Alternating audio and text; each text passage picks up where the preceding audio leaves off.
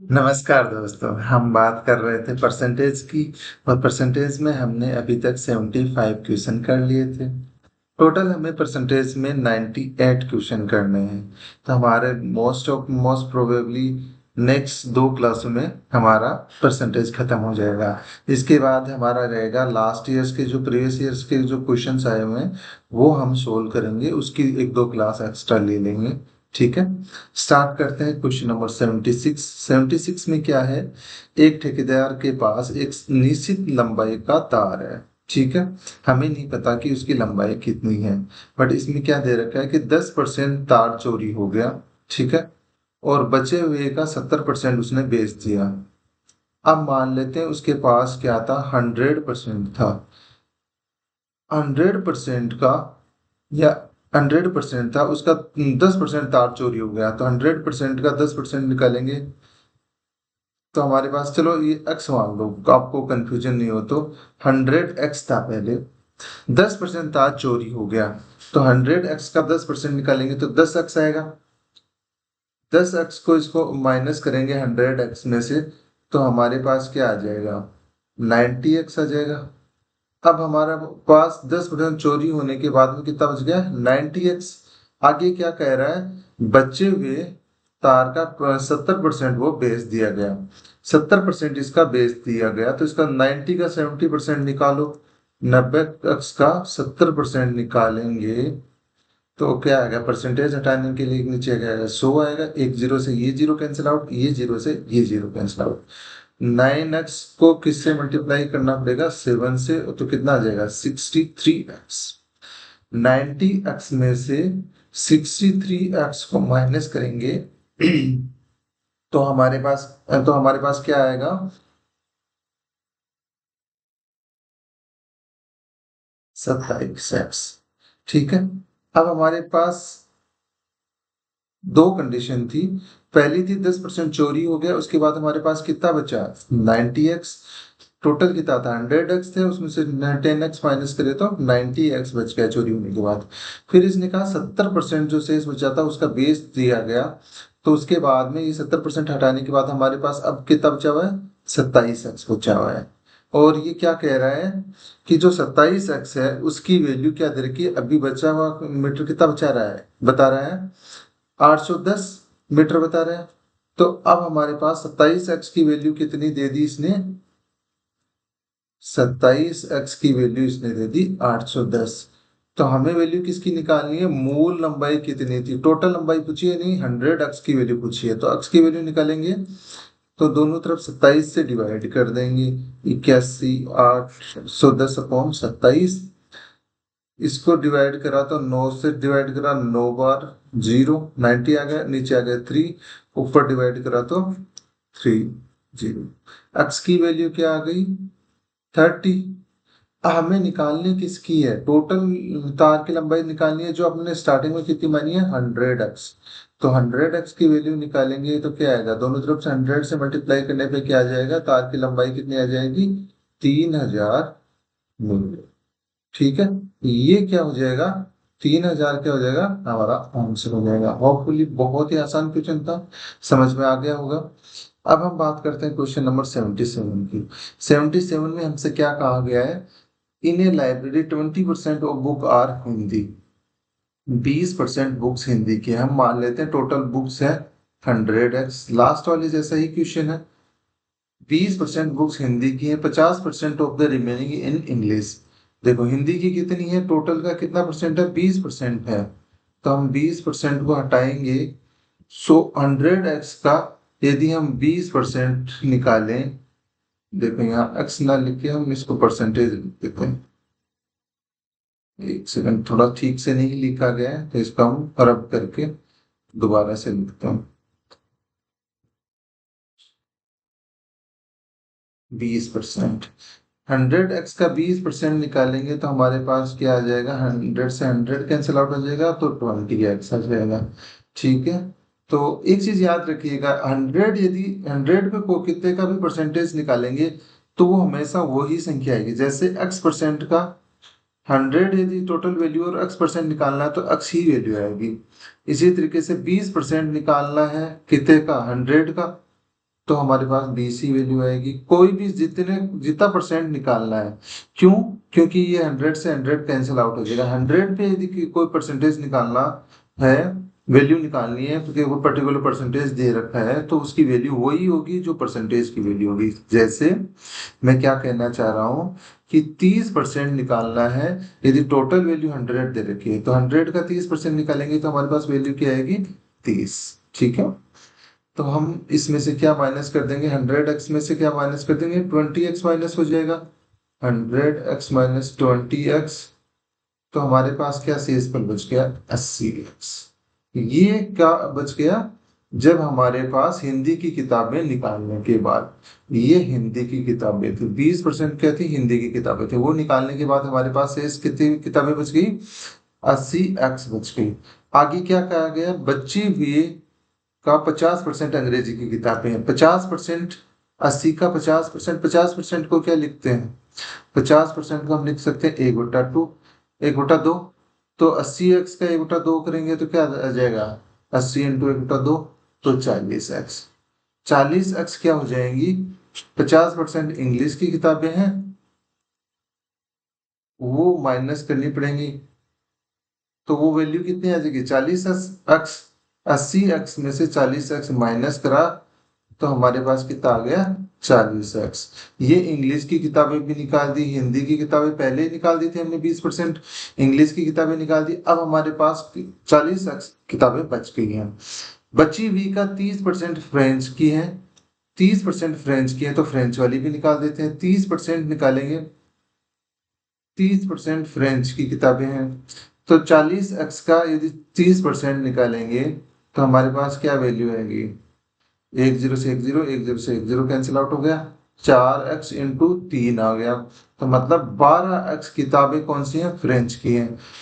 40x में से हम 12x को माइनस कर देंगे, हमारे पास वैल्यू किसकी आ जाएगी? माइनस करा तो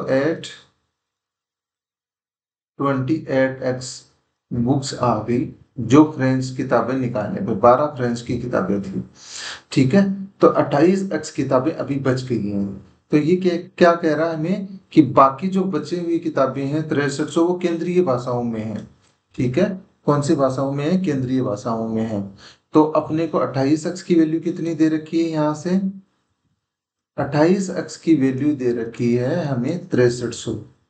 ठीक है, 6300 दे रखी है, और पूछा क्या है? पुस्तकालय में कुल कितनी किताबें हैं? कुल कितनी किताबें मानी अपन ने स्टार्टिंग में? 100x। तो हमें 100x की वैल्यू निकालनी है। पहले हम x की वैल्यू निकाल लेते हैं। x की वैल्यू कितनी हो जाएगी? 6300। दोनों तरफ से 28 से डिवाइड कर देंगे, तो यहाँ से क्या आ जाएगा? इसको 7 से डिवाइड करा 4 बार, इसको 7 से डिवाइड करा 900। x का फिर से डिवाइड करा, तो हमारे पास क्या आ जाएगा? 225। ठीक है, 225 अक्स की वैल्यू आ गई। हमें कुल किताबें निकालनी है। कुल किताबें कितनी होंगी? किताबों की संख्या कितनी होगी? 100x। 100x की वैल्यू निकालनी है, तो 100 को x की वैल्यू क्या है? 225। तो इसको मल्टीप्लाई करा तो हमारे पास क्या आ जाएगा? 22,500। ये हमारा क्या हो जाएगा? आंसर हो जाएगा। होपफुली चीजें आप लोगों को समझ में आ गई होंगी, मैंने अच्छे से बताने की आपको कोशिश करी है। अब हम देखते हैं क्वेश्चन नंबर 78। 78 नंबर क्वेश्चन में क्या कहा गया है? A manufacturer sold his goods to wholesaler at 25% profit, and wholesaler sells it to retailer at 20% profit, and the retailer sold it to customer at 28% profit. Then find out the cost price of goods for manufacturer if the customer price it purchase at 900 9600। ठीक है, ये क्या कहना चाह रहा है? निर्माता ने वस्तुओं को थोक व्यापारी को 25% लाभ पे बेचा।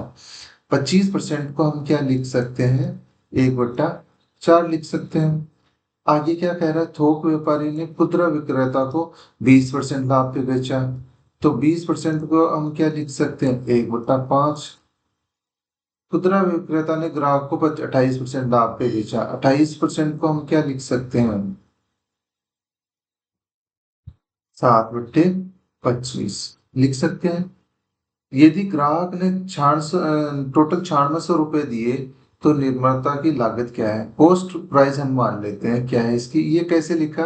25% को 1/4, 20% को 1/5 कैसे लिखा? ये आप लोगों को आना चाहिए। मैंने लास्ट क्लास में भी बताया था, तो मैं अब बार बार नहीं बताऊंगा आप लोगों को।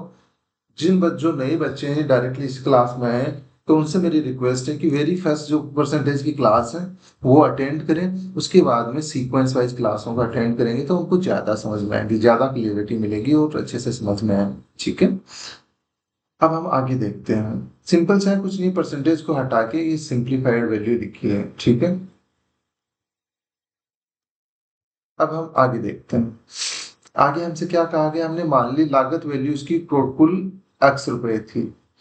अब फर्स्ट क्या कह रहे हैं? इसने थोक व्यापारी था, निर्माता ने, जो उसका मैन्युफैक्चरर था, उसने होलसेलर को बेचा 25% लाभ पे। 25% लाभ पे बेचा तो मतलब उसकी इंक्रीज हुई है। कितने से इंक्रीज हुई है? 1 से। और 4 पे हुई है, तो 4 से कितना हो गया? 5। तो इसको 5/4 होती है। आगे क्या कह रहा है? व्यापारी ने उसे जो मैन्युफैक्चरर था, उसने तो क्या किसको बेचा? होलसेलर को बेचा। होलसेलर ने आगे रिटेलर को बेचा 20% लाभ। तो 20% लाभ पे बेचा, मतलब एक का प्रॉफिट हुआ 5 पे। तो 5 में एक ऐड हुआ तो 6, और नीचे 5 आ गया। तो ये आ गया। आगे खुदरा विक्रेता ने रिटेलर ने कस्टमर को बेच दिया 28% लाभ पे। 28% लाभ पे मतलब 7 प्लस में होगा, किसमें? 25 में 7 ऐड हो जाएगा। 7 को ऐड करा तो 32, ऊपर 32 आ गया, नीचे 25 आ गया। इतना ही हुआ। आगे इसका जो ये जो टोटल ओवरऑल मूल्य है वो कस्टमर ने पे करा है। कितना पे करा है? 9600 रुपये। ठीक है, ये यदि ग्राहक ने 9600 रुपये में खरीदा है। ठीक है, तो ये अपनी एक इक्वेशन बन गई। इसको सोल्व करते हैं। देखो, 4 से यहाँ डिवाइड करा एक बार, यहाँ डिवाइड करा 8 बार, यहाँ 5 से डिवाइड करा एक बार, यहाँ 5 से डिवाइड करा एक बार। ऊपर क्या आ गया? x इंटू, इस वाले से 1/1 है तो कुछ नहीं बचा, यहाँ पे 6 आ गया, यहाँ 1 है, कोई इश्यू नहीं है। ऊपर क्या आ गया? 8 आ गया, और नीचे 25 आ गया। इक्वल्स टू कितना है? 9600 है। अब हमें क्या करना है? इसको x की वैल्यू निकालने के लिए हम क्या करेंगे? x इक्वल्स टू 9600 तो आगे है, 25 यहाँ डिवाइड में तो था, आगे जाएगा तो मल्टीपल में आ जाएगा। और ये 6 और 8 यहाँ मल्टीपल में थे तो आगे जाएंगे तो डिवाइड में आ जाएंगे। देखो, 8 से इसको डिवाइड करा एक बार, इसको 8 से डिवाइड करा तो 1200 आ गए। इसको 6 से डिवाइड करा एक बार, इसको 6 से डिवाइड करा तो 200 आ गए। अब हमारे पास x की वैल्यू कितनी आ जाएगी? x इक्वल्स टू कितना है? 200 इंटू 200 इंटू 25 आ गया। इसको मल्टीप्लाई करा तो कितना आ गया? 5000 आ गया। ये हमारा क्या हो गया? आंसर हो गया। उसकी निर्माता की जो मैन्युफैक्चरर था उसकी लागत कितनी हो गई? 5000 रुपये। आप इस क्वेश्चन को, ये तो शॉर्ट मेथड है, इसको डायरेक्टली कैसे कर, जो बेसिक मेथड से कैसे कर सकते हो वो मैं आप लोगों को बताता हूँ। पहले ये नोट डाउन कर लीजिए। ठीक है,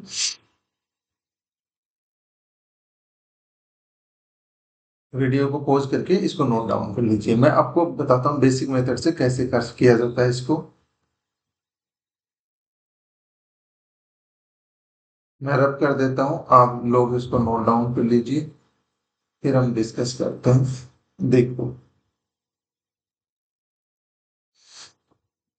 एक निर्माता ने, मान लो कि उसकी लागत जो थी मैन्युफैक्चरर के पास, निर्माता के पास, वो एक्स थी। ठीक है, एक्स का 25% बढ़ा, तो सिंपल सी बात है, उसने 25% लाभ पे खरीदा तो 125/100 हो जाएगा। इसके बाद में थोक व्यापारी ने उसे खुदरा विक्रेता को बेचा 20% लाभ पे, तो 120 क्या हो जाएगा? 100 हो जाएगा। आगे खुदरा विक्रेता ने ग्राहक को 28% लाभ पे बेचा, तो मतलब 128/100 कर लो। और ओवरऑल उसने जो ग्राहक ने कितने रुपए पे करे? 9600। यहां से भी इस इक्वेशन को सोल्व करोगे तो हमारे पास x इक्वल्स टू क्या आएगा? 5000 आएगा, और यही हमारा आंसर था। ठीक है। अब हम बात करते हैं नेक्स्ट क्वेश्चन की, क्वेश्चन नंबर 79 की। 79 को नंबर क्वेश्चन में क्या है, एक व्यक्ति अपनी आय का 50% घरेलू वस्तुओं पर खर्च करता है। हम मान लेते हैं उसका उसकी इनकम कितनी है, टोटल इनकम कितनी है, 100x। हमने ये मान ली उसकी क्या है, टोटल इनकम है, ये उसकी इनकम है, ठीक है। उसने 50% घरेलू वस्तुओं पे खर्च करता है। 50%, 100 का 50% निकालेंगे तो मैंने बताया था 100 का यदि कुछ भी कितना भी परसेंटेज निकालते हैं, कितनी भी वैल्यू से कितने वैल्यू का परसेंटेज निकालते हैं, तो वो अपने पास आंसर में उतनी ही वैल्यू आती है। 100 का 50% निकालेंगे तो 50x हो जाएगा, 100x का 50% निकालेंगे तो कितना हो जाएगा, 50x। तो 2x में से हम माइनस करेंगे 50x को, 100x माइनस 50x, तो हमारे पास वैल्यू कितनी बच गई, 50x। ठीक है, ये चीज आप लोगों को समझ में आ गई होगी। ये हमने माइनस करा तो हमारे पास 50x आ गया। आगे शेष का 50% वह ट्रांसपोर्ट पे खर्च करता है, 25% मनोरंजन पे खर्च करता है, 10% खेलकूद पे खर्च करता है। तो टोटल कितना खर्च करता है, 50 यहां से हो गया, ट्रांसपोर्ट पे खर्च कर रहा है ये। 25% कितना खर्च कर रहा है, एंटरटेनमेंट पे खर्च कर रहा है। 10% वो स्पोर्ट्स पे खर्च कर रहा है। ठीक है, स्पोर्ट्स पे खर्च कर रहा है, तो टोटल कितनी अमाउंट खर्च कर रहा है, 50, 25, 75 और 85। 85% अमाउंट को वो खर्च कर रहा है, बची हुई अमाउंट का 85% वो खर्च कर रहा है। तो इसका 85% निकालेंगे। देखो ये इंडिविजुअल नहीं बता रहा है, ये साथ में ही बता रहा है। इससे आगे देखोगे, शेष का 50% परिवहन पे, 25% मनोरंजन पे और 10% खेलकूद पे खर्च कर रहा है। तो टोटल अमाउंट कितनी खर्च कर रहा है, 50, 25, 75 और 10, 85। 85% खर्च कर रहा है। तो हम यहाँ से 50x का 85% निकालें, नीचे 100 से डिवाइड कर देंगे, तो यहाँ से हमारे पास कितना आ जाए, एक जीरो से एक जीरो कैंसिल आउट हो गया। इसको 5 से डिवाइड करेंगे, एक आएगा। इसको 5 से डिवाइड करेंगे, दो आएगा। अब हमारे पास बच गया कितना, 85/2। इसको 85 को 2 से डिवाइड करेंगे तो हमारे पास क्या आएगा, 42.5, 42.5x वैल्यू आ जाए। ठीक है, अब हम हमारे पास 50x था, उसमें से हमें माइनस करना है 42.5x। तो हमारे पास वे आंसर क्या आ जाएगा, 7.5x अभी शेष बच गए हैं। ठीक है, हमें क्या कहा गया है कि शेष जो राशि बची है वो 900 रुपये है। तो 900 रुपये किसकी वैल्यू आ गई है, 900 रुपये वैल्यू आ गई है 7.5 की। 7.5 की वैल्यू कितनी आ गई है, हमें दे रखी है, सॉरी 900x, सॉरी 900 रुपीज दे रखे हैं। तो उसकी इनकम पूछिए, इनकम हमने स्टार्टिंग में कितनी मान ली थी, 100x। तो हम यहाँ से x की वैल्यू पहले निकाल लेते हैं, x की वैल्यू निकालेंगे तो 900/7.5 आ गया। ठीक है, पॉइंट हटाने के लिए क्या, ऊपर नीचे 10 से मल्टीप्लाई कर दो, यहाँ भी 10 से मल्टीप्लाई कर दो। अब आगे इसको क्या लिख सकते हैं, 900 × 10 बट्टे में कितना आ जाएगा, ये 75 से मल्टीप्लाई करा 10 को तो कितना आ गया, 75। 7.5 को 10 से मल्टीप्लाई करा तो हमारे पास क्या आ गया, 75। अब 25 से इसको डिवाइड करा तो हमारे पास क्या आ गया, 3। इसको 25 से डिवाइड करा तो हमारे पास क्या आ गया, 36 आ गया। इसको 36 को इसको 3 से डिवाइड करा तो एक बार, इसको 3 से डिवाइड करा तो 12 बार। ऊपर x की वैल्यू हमारे पास क्या निकल के आई, 12 × 10 या 120 निकल के आई। ठीक है, टोटल इनकम हमने मानी कितनी थी, 100x। तो 100x की वैल्यू क्या हो जाएगी, 120 को किससे मल्टीप्लाई कर देंगे, 100 से। तो हमारे पास जो इनकम है वो कितनी निकल के आई, उसकी मासिक आय कितनी निकल के आई, 12,000। 12,000 क्या हो गया हमारा आंसर। ठीक है, होपफुली ये क्वेश्चन आप लोगों को समझ में आ गया होगा। अब हम बात करते हैं क्वेश्चन नंबर 80 की।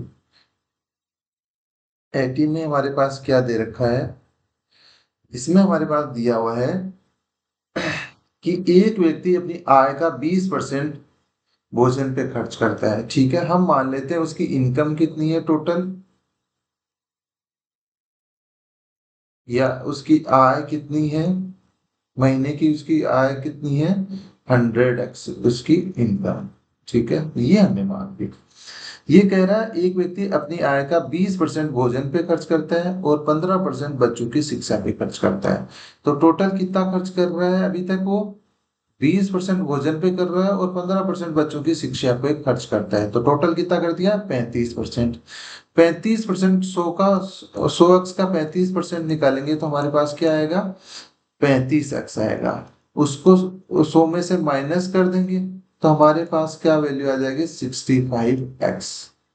अब तक हमारे पास शिक्षा और भोजन की जो खर्च है उसको निकालने के बाद वैल्यू कितनी आई, 65x आई। आगे हमसे क्या कहा गया है, शेष का 40% मनोरंजन पे खर्च करता है और परिवहन पे, मनोरंजन व परिवहन पे खर्च करता है, और 30% जो हेल्थ है या मेडिकल है, मेडिकल पे खर्च करता है। तो कितना टोटल खर्च कर रहा है, 40% मनोरंजन और ट्रांसपोर्टेशन पे और 30% मेडिकल पे खर्च कर रहा है। तो टोटल 70% खर्च कर रहा है। 70% निकाल देते हैं। ये 35% किसका था, फूड प्लस एजुकेशन का था। और ये जो 70% है ये मनोरंजन का हो जाएगा, एंटरटेनमेंट का हो जाएगा एंड मेडिकल का हो जाएगा। ये हटाना है 65 का। यदि हम 65 का यदि हम 70% निकालें, 65x का 70% निकालें तो हमारे पास क्या वैल्यू आएगी, एक जीरो से एक जीरो कैंसिल आउट हो गया, ऊपर क्या बच गया, 65x इंटू 7/100, नहीं सॉरी 10, ऊपर मल्टीप्लाई करा 35, 3 पावर आ गई 42 और 45/10 हो गया। 10 से ऊपर नीचे डिवाइड करेंगे तो क्या आ जाएगा, 45.5x, ये वैल्यू आ गई। अब ये हम यहाँ क्या कर देंगे, अपने पास 65x बचा हुआ था उसमें से हम माइनस कर देंगे 45.5x। इसको माइनस करा तो हमारे पास क्या आ गया, 5, यहाँ 6 हो जाएगा तो 9, ये 5 हो जाएगा तो 1। तो 19.5x हमारे पास क्या शेष बच गया। आगे क्या कहा कह रहा है, ये सभी खर्चों के बाद उसके पास 8,775 रुपए बचते हैं। तो वो वैल्यू किसकी हो जाएगी, 19.5x की कितनी वैल्यू हो जाएगी, 8,775 रुपए। ठीक है,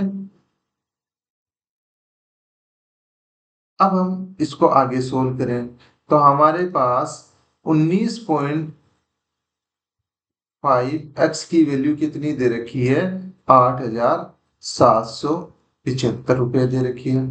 ठीक है, एक अब हमें x की वैल्यू निकाल लेते हैं। x की वैल्यू क्या आ जाएगी, उसको डिवाइड करना पड़ेगा, 8,775 को किससे डिवाइड करना पड़ेगा, 19.5 से। इसको ऊपर नीचे 10 से मल्टीप्लाई कर दें, कोई फर्क पड़ेगा नहीं। इसको मल्टीप्लाई करेंगे तो हमारे पास क्या आ जाएगा, 8,775 और 10 से मल्टीप्लाई हो गया, नीचे क्या आ गया, 195 आ गया। 19.5 को 10 से मल्टीप्लाई क्या करा तो क्या आ गया, 195 आ गया। अब इसको देखो, अपन इसको पार्ट्स में डिवाइड करते हैं। पहले हम डिवाइड करते हैं 5 से, तो इसको 5 से डिवाइड करो तो हमारे पास क्या आ गया, 39 आ गया। ऊपर 5 से डिवाइड करेंगे तो कितना आ जाएगा, 8 में डिवाइड करेंगे तो एक बार, 3 से इस पर बच गया, आगे 7 आ गया तो 35, 7 बार, 2 बच गया 25, 25, 17,550 आ गया। इसको हम किससे डिवाइड करेंगे, 3 से डिवाइड कर लेते हैं तो यहाँ क्या आ जाएगा, 13 आ जाएगा। ऊपर 3 से डिवाइड करेंगे तो हमारे पास क्या आएगा, 5 बार, 8 बार, 5 बार, 0, ये आ गई। अब इसको 13 से ऊपर डिवाइड करेंगे तो हमारे पास क्या आएगा, 52 और 65, 0, 450 आ गया ऊपर। इसको सोल्व करा तो x की वैल्यू हमारे पास क्या आ गई, 450। हमें वैल्यू किसकी निकालनी है, मासिक आय पूछिए, टोटल इनकम पूछिए। टोटल इनकम हमने स्टार्टिंग में कितनी मानी थी, 100x। तो x की वैल्यू हमारे पास 450 आ गई है। तो उसकी टोटल इनकम कितनी होगी, कुल मासिक आय कितनी होगी, टोटल मंथली इनकम कितनी होगी, 100x है उसकी अपने मानी है। x की वैल्यू 450 है और उसको मल्टीप्लाई किससे कर देंगे, 100 से। तो हमारे पास क्या वैल्यू आ जाएगी, 45,000 उसकी मंथली इनकम है। ये हमारा आंसर हो जाएगा। ठीक है, मुझे पूरी उम्मीद है कि आप लोगों को ये क्वेश्चन समझ में आ गया होगा, क्योंकि हम सिमिलर क्वेश्चन ही कर रहे हैं। लास्ट 3-4 क्वेश्चन इसी पैटर्न पे, सेम पैटर्न पे चल रहे हैं। अब हम बात करते हैं क्वेश्चन नंबर 81 की। 81 नंबर क्वेश्चन को हम डिस्कस करते हैं। इसमें क्या है, 60 बच्चों की क्लास में 30% बच्चे केवल अंग्रेजी बोल सकते हैं। हमने मान लिया कि उस क्लास में कुल कितने बच्चे हैं, टोटल बच्चे जो मान लेते हैं, कुल बच्चे, टोटल चिल्ड्रन मान लेते हैं क्लास के, या कुल बच्चे कितने हैं उस क्लास में, वो हमने मान लिया 100x है।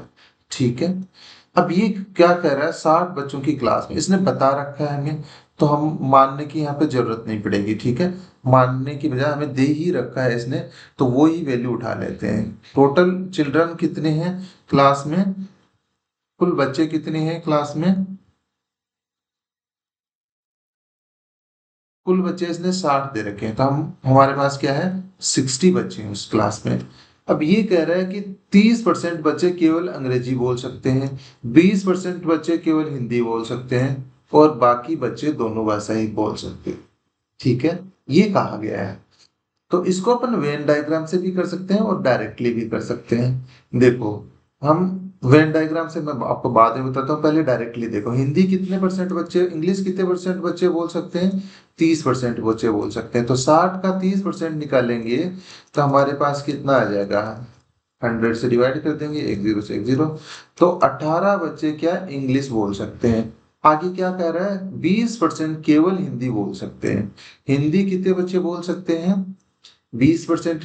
तो 60 का 20% निकाला तो हमारे पास क्या वैल्यू आ गई, एक जीरो से एक जीरो, एक जीरो से एक जीरो कैंसिल आउट है, तो 12। 12 बच्चे क्या बोल सकते हैं, हिंदी बोल सकते हैं। यहां तक चीजें आप लोगों को कंफर्म हो गई, समझ में आ गई कि इंग्लिश 18 बच्चे बोल सकते हैं और हिंदी 12 बच्चे बोल सकते हैं। तो इसने कहा कि बाकी बच्चे दोनों भाषाएं बोल सकते हैं। तो अभी तक हिंदी और इंग्लिश वाले कितने हो गए, 18 में 20 12 ऐड करा तो हमारे पास क्या वैल्यू आ गई, 30। 30 बच्चे, 18 तो इंग्लिश बोल सकते हैं और 12 बच्चे हिंदी बोल सकते हैं। तो टोटल 30 बच्चे हो गए। 60 में से 30 बच्चे माइनस करेंगे तो जो वो बच्चे आ जाएंगे जो हिंदी और इंग्लिश दोनों बोल सकते हैं। दोनों जो बोल सकते हैं, दोनों जो भाषाएं बोल सकते हैं, वो कितने बच्चे हो जाएंगे, 60 में से हिंदी वाले 18 माइनस कर देंगे, नहीं सॉरी, इंग्लिश वाले माइनस कर देंगे और हिंदी वाले 12 माइनस कर देंगे। तो हमारे पास दोनों भाषाएं बोलने वाले कितने बच्चे आ जाएंगे, 30। ये हमारा आंसर हो जाएगा। होपफुली समझ में आ गई होंगी चीजें। एक बार मैं इसको फिर से रिवाइज करा देता हूँ थोड़ा सा। वेन डायग्राम से आप लोगों को समझाने की कोशिश करता हूँ। वेन डायग्राम होता क्या है कि कॉमन जो बच्चे होते हैं, कॉमन जो चीजें होती हैं, उनको सेपरेट कैसे किया जाता है वो बताते हैं। देखो, हमने दो सर्किल बनाए। आपको नहीं समझ में आ रहा तो इस पैटर्न से कर सकते हैं आप। मैं आपको वेन डायग्राम से बताने की कोशिश करता हूं। पहले देखो, ये मान लिए हिंदी के बच्चे हैं, ठीक है, ये मान लिए इंग्लिश के बच्चे हैं। हिंदी के देखो, दोनों भाषाएं बोलने वाले कौन से में आ जाएंगे, जहां दोनों कॉमन एरिया है, ये वाला। चलो इसको अपन रब करके फिर करते हैं इसको अच्छे से, अपने पास स्पेस हो जाएगा। आपने वीडियो को पॉज करके ये नोट डाउन कर लेना है पहले वाला, फिर आप नेक्स्ट जो मैं आपको सॉल्यूशन बताऊंगा वो नोट डाउन करना। ठीक है, अब हम देखिए वेन डायग्राम में होता क्या है, कॉमन एरिया को बताने के लिए भी हमारे पास स्कोप होता है। ठीक है, ये हमारे पास मान लिया इंग्लिश के जो स्टूडेंट्स हैं, इंग्लिश जो बोलते हैं वो बच्चे हैं। ठीक है, आगे हमारे पास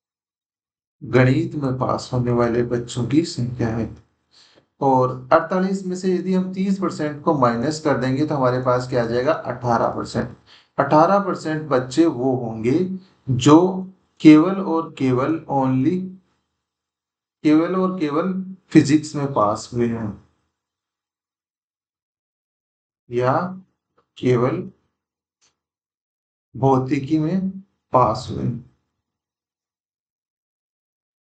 ये बाइलिंगुअल इसलिए लिखा जा रहा है कि इंग्लिश और हिंदी वाले दोनों जो दोनों बच्चे हैं उनको किसी को भी प्रॉब्लम ना हो। ठीक है, वैसे होनी नहीं चाहिए, कोई इतना कुछ टफ है नहीं, बट लिख देते हैं हम। तो 18% बच्चे कौन से हो गए, जो ओनली फिजिक्स में पास हुए। अब एक चीज देखिए, टोटल बच्चे कितने पास हुए, 35% बच्चे वो हैं, 35% बच्चे वो हैं जो किस में पास हुए हैं, दोनों नहीं सॉरी मैथ्स में पास हुए हैं। और 30% बच्चे दोनों में पास हुए हैं। और 18% किस में पास हुए हैं, भौतिकी में पास हुए हैं। तो टोटल कितने बच्चे पास हो गए, कितने बच्चे पास हुए हैं, 65 और 8 कितने हो गए, 73, और 83% बच्चे पास हो गए।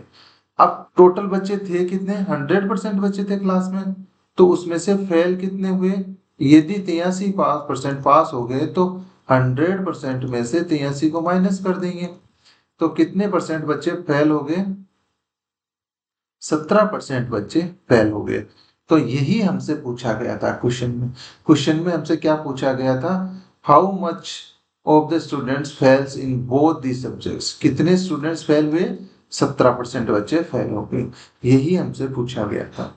आगे हम देखते हैं क्वेश्चन नंबर 83। 83 नंबर क्वेश्चन में हमसे क्या कहा गया है, एक परीक्षा में, देखो सेम हम वेन डायग्राम बना लेते हैं ऐसे। वेन डायग्राम से थोड़ा सा क्वेश्चन आसान हो जाता है समझना।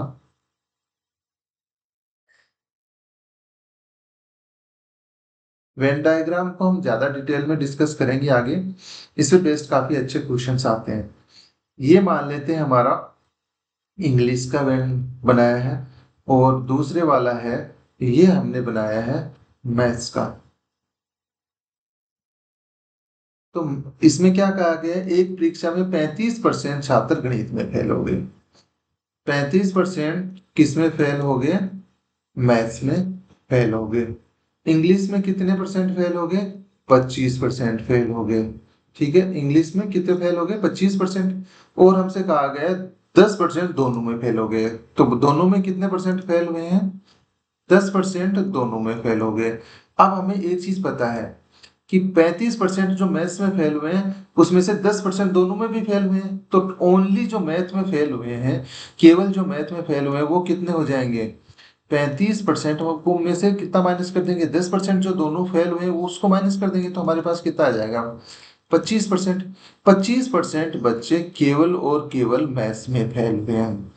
जो मैथ्स में फेल हुए हैं, ओनली ओनली जो मैथ्स में फेल हुए हैं वो कितने परसेंट बच्चे हैं,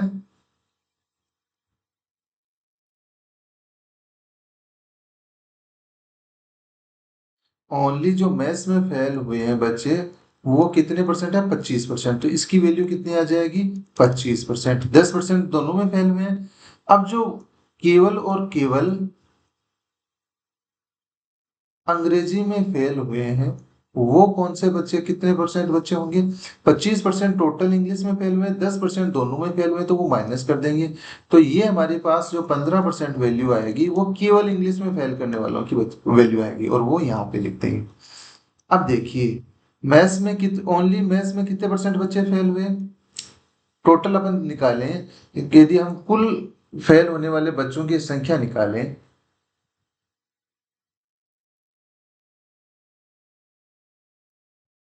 फेल कितने हुए, तो 25% किसमें फेल हो गए, ओनली मैथ्स, इसमें सॉरी मैथ्स में फेल हो गए।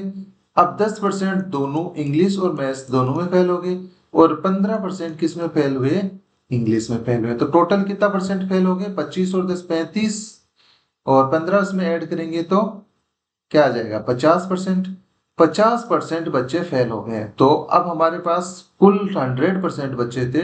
तो हमसे पूछा गया है तो दोनों विषयों में कितने प्रतिशत छात्र पास हुए, पास वाले छात्र कितने आ जाएंगे, पास वाले छात्र निकालने हैं, तो हमारे पास 100% टोटल स्टूडेंट थे, उसमें से 50% फेल हो गए, तो बच्चे कितने? 50%। 50% बच्चे क्या हो गए?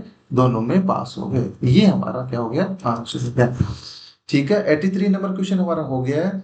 अब हम बात करेंगे 84 नंबर क्वेश्चन की। 84 नंबर क्वेश्चन करेंगे हम नेक्स्ट क्लास में। आप क्वेश्चन को देखिए और इसको सोल्व करिए और इसका आंसर कमेंट बॉक्स में लिखिए। ठीक है, आज के लिए इतना ही, मिलते हैं नेक्स्ट क्लास में।